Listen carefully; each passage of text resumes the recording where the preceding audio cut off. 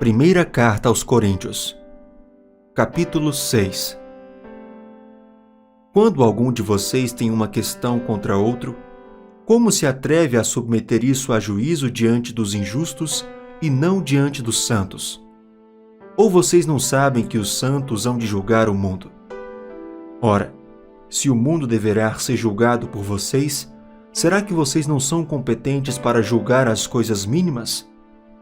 Por acaso vocês não sabem que havemos de julgar os próprios anjos, quanto mais as coisas desta vida?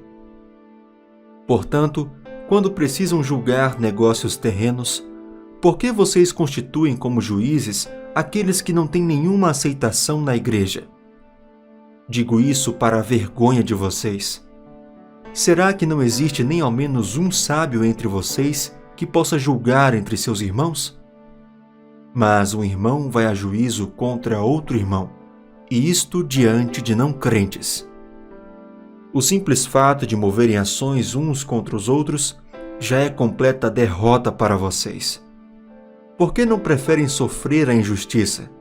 Por que não preferem ficar com o prejuízo? Mas vocês mesmos cometem injustiça e causam prejuízo, e isto aos próprios irmãos. Ou vocês não sabem que os injustos não herdarão o reino de Deus? Não se enganem, nem imorais, nem idólatras, nem adúlteros, nem afeminados, nem homossexuais, nem ladrões, nem avarentos, nem bêbados, nem maldizentes, nem roubadores herdarão o reino de Deus. Alguns de vocês eram assim, mas vocês foram lavados, foram santificados, foram justificados no nome do Senhor Jesus Cristo e no Espírito do nosso Deus. Todas as coisas me são lícitas, mas eu não me deixarei dominar por nenhuma delas.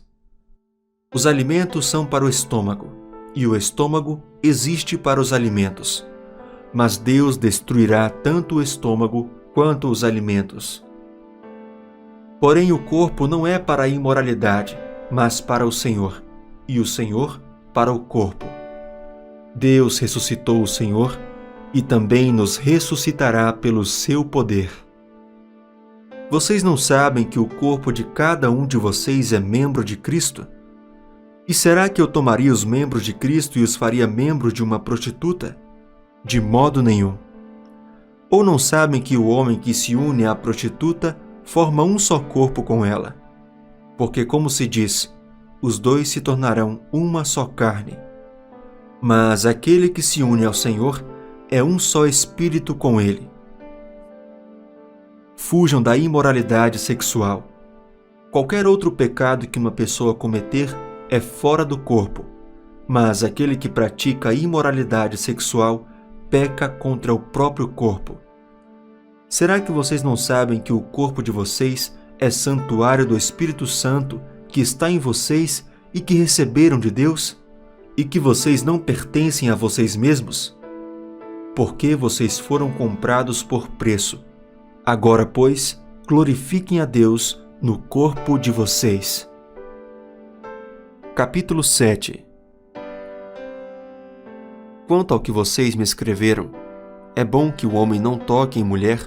Digo que por causa da imoralidade, cada homem tem a sua esposa, e cada mulher tem o seu próprio marido. Que o marido conceda à esposa o que lhe é devido, e também, de igual modo, a esposa ao seu marido. A esposa não tem poder sobre o seu próprio corpo, e sim o marido. E também, de igual modo, o marido não tem poder sobre o seu próprio corpo, e sim a esposa. Não se privem um ao outro, a não ser, talvez, por mútuo consentimento, por algum tempo, para se dedicarem à oração. Depois, retomem a vida conjugal, para que Satanás não tente vocês por não terem domínio próprio. E digo isto como concessão e não como mandamento. Gostaria que todos os homens fossem como eu. No entanto, cada um tem de Deus o seu próprio dom. Um, na verdade, de um modo, outro, de outro. E aos solteiros e às viúvas, digo que lhes seria bom se permanecessem no estado em que também eu vivo. Mas se não conseguem se dominar, que se casem, porque é melhor casar do que arder em desejos.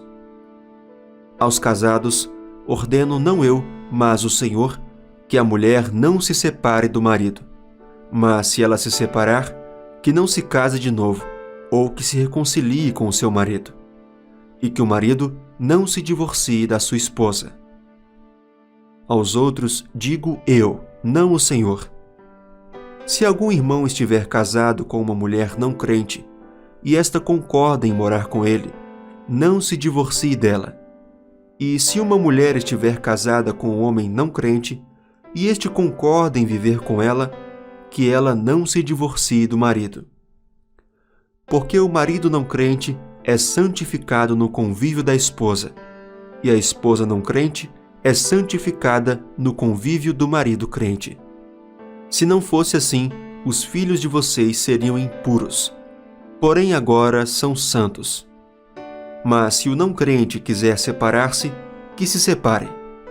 Em tais casos, não fica sujeito à servidão nem o irmão, nem a irmã. Deus chamou vocês para viverem em paz. Pois você, ó mulher, como sabe se salvará o seu marido? Ou você, ó marido, como sabe se salvará a sua mulher? No mais que cada um ande segundo o que o Senhor lhe concedeu, conforme Deus o chamou. É isto que ordeno em todas as igrejas. Foi alguém chamado estando incircunciso? Não se faça circuncidar. A circuncisão em si não é nada. A incircuncisão também nada é. Mas o que vale é guardar os mandamentos de Deus. Cada um permaneça na vocação em que foi chamado. Você foi chamado sendo escravo? Não se preocupe com isso. Mas se você ainda pode tornar-se livre, aproveite a oportunidade. Pois quem foi chamado no Senhor sendo escravo, é liberto que pertence ao Senhor. Do mesmo modo, quem foi chamado sendo livre, é escravo de Cristo. Vocês foram comprados por preço. Não se tornem escravos de homens. Irmãos, cada um permaneça diante de Deus na condição em que foi chamado. Com respeito às virgens, não tenho o mandamento do Senhor, mas dou a minha opinião como alguém que recebeu do Senhor a misericórdia de ser fiel. Por causa da angustiosa situação presente, penso ser bom para o homem permanecer assim como está. Você tem esposa? Não procure separar-se. Você está solteiro? Não procure esposa. Mas se você casar, não estará pecando. E também, se a virgem se casar, não estará pecando. Ainda assim, tais pessoas sofrerão angústia na carne, e eu gostaria de poupar vocês disso. Mas isto digo, irmãos, o tempo se abrevia. Por isso, de agora em diante, não só os casados sejam como se não fossem casados, mas também os que choram como se não chorassem, os que se alegram como se não se alegrassem, e os que compram como se nada possuíssem, e os que se utilizam deste mundo como se não fizessem uso dele, porque a aparência deste mundo passa. O que eu realmente quero é que vocês fiquem livres de preocupações. Quem não é casado cuida das coisas do Senhor, de como agradar ao Senhor. Mas o que se casou cuida das coisas do mundo, de como agradar à esposa. E assim está dividido. Também a mulher, tanto a viúva como a virgem, cuida das coisas do Senhor, para ser santa, assim no corpo como no espírito. Mas a mulher casada se preocupa com as coisas do mundo, de como agradar ao marido. Digo isto para o próprio bem de vocês, não para impor limitações, mas tendo em vista o que é decente e para que vocês possam se consagrar ao Senhor, sem distração alguma. Mas se alguém julga que trata de modo impróprio a sua virgem, se ela estiver passando a flor da idade, e se as circunstâncias o exigem, faça o que quiser. Não peca, que casem. Contudo, aquele que está firme em seu coração e não se sente obrigado, mas tem domínio sobre a sua própria vontade e resolveu em seu coração conservar virgem a jovem, fará bem. Por isso, quem casa com a sua virgem faz bem. Quem não casa, faz melhor. A mulher está ligada ao seu marido enquanto ele viver. Mas se o marido morrer, ela fica livre para casar com quem quiser, mas somente no Senhor. Porém, ela será mais feliz se permanecer viúva, segundo a minha opinião. E penso que também eu tenho o Espírito de Deus. Capítulo 8.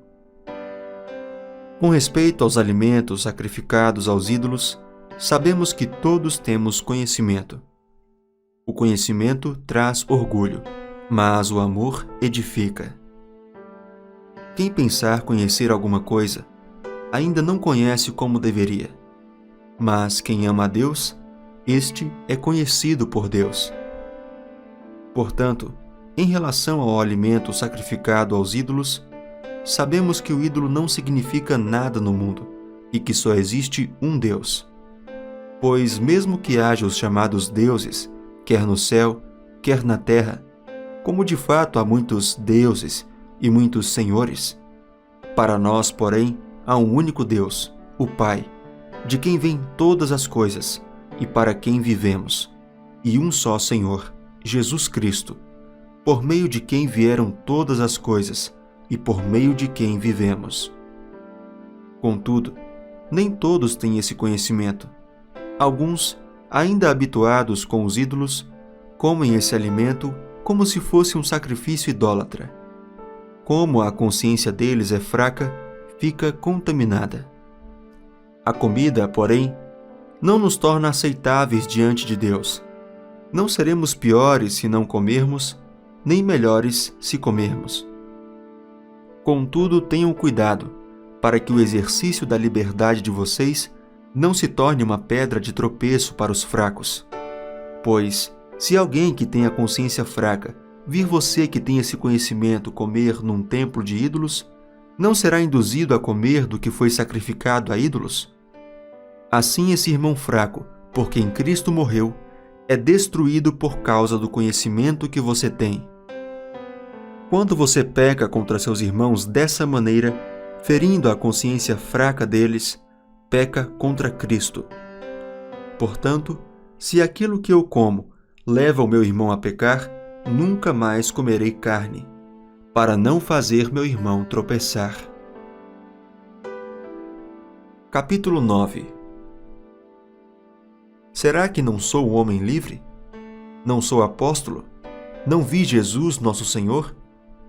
Por acaso vocês não são fruto do meu trabalho no Senhor? Se não sou apóstolo para outros, certamente o sou para vocês, porque vocês são o selo do meu apostolado no Senhor. A minha defesa diante dos que me questionam é esta: será que nós não temos o direito de comer e beber? Será que não temos o direito de levar conosco uma esposa crente, como fazem os demais apóstolos, os irmãos do Senhor e Cefas? Ou será que somente eu e Barnabé temos de trabalhar para viver? Quem é que vai à guerra às suas próprias custas? Quem planta uma vinha e não come do seu fruto? Ou quem apacenta um rebanho e não se alimenta do leite do rebanho? Será que eu digo isso apenas como homem? Não é verdade que a lei também o diz? Porque na lei de Moisés está escrito: não amarre a boca do boi quando ele pisa o trigo. Por acaso Deus está preocupado com bois? Será que não é certamente por nossa causa que Ele está dizendo isso? É claro que é por nossa causa que isso está escrito. Pois quem lavra deve fazê-lo com esperança, e o que colhe deve fazê-lo na esperança de receber a parte que lhe é devida. Se nós semeamos entre vocês as coisas espirituais, será muito recolhermos de vocês bens materiais? Se outros participam desse direito sobre vocês, não o temos nós em maior medida? Entretanto, não fizemos uso desse direito. Pelo contrário, suportamos tudo, para não criarmos qualquer obstáculo ao Evangelho de Cristo. Vocês não sabem que os que prestam serviço sagrado se alimentam do próprio templo e que os que servem ao altar participam do que é oferecido sobre o altar? Assim também o Senhor ordenou aos que pregam o Evangelho que vivam do Evangelho. Eu, porém, não tenho feito uso de nenhuma destas coisas e não escrevo isto para que assim se faça comigo. Preferiria morrer a deixar que alguém me tire esta glória. Se anuncio o Evangelho, não tenho de que me gloriar, pois sobre mim pesa essa obrigação. Porque ai de mim se não pregar o Evangelho. Se o faço de livre vontade, tenho recompensa, mas se faço por obrigação, é porque uma responsabilidade me foi confiada. Nesse caso, qual é a minha recompensa? É que, anunciando o Evangelho, eu o apresente de graça, para não me valer do direito que ele me dá. Porque, sendo livre de todos, fiz-me escravo de todos, a fim de ganhar o maior número possível. Para com os judeus, fiz-me como judeu, a fim de ganhar os judeus. Para os que vivem sob o regime da lei, como se eu mesmo assim vivesse, para ganhar os que vivem debaixo da lei, embora eu não esteja debaixo da lei. Ao sem lei, como se eu mesmo o fosse, não estando sem lei para com Deus, mas debaixo da lei de Cristo, para ganhar os que vivem fora do regime da lei. Fiz-me fraco para com os fracos, a fim de ganhar os fracos. Fiz-me tudo para com todos, a fim de por todos os modos salvar alguns. Tudo faço por causa do Evangelho, para ser também participante dele. Vocês não sabem que os que correm no estádio, todos na verdade correm, mas um só leva o prêmio? Corram de tal maneira que ganhem o prêmio. Todo atleta em tudo se domina. Aqueles para alcançar uma coroa corruptível, nós, porém, a incorruptível. Assim corro também eu, não sem meta.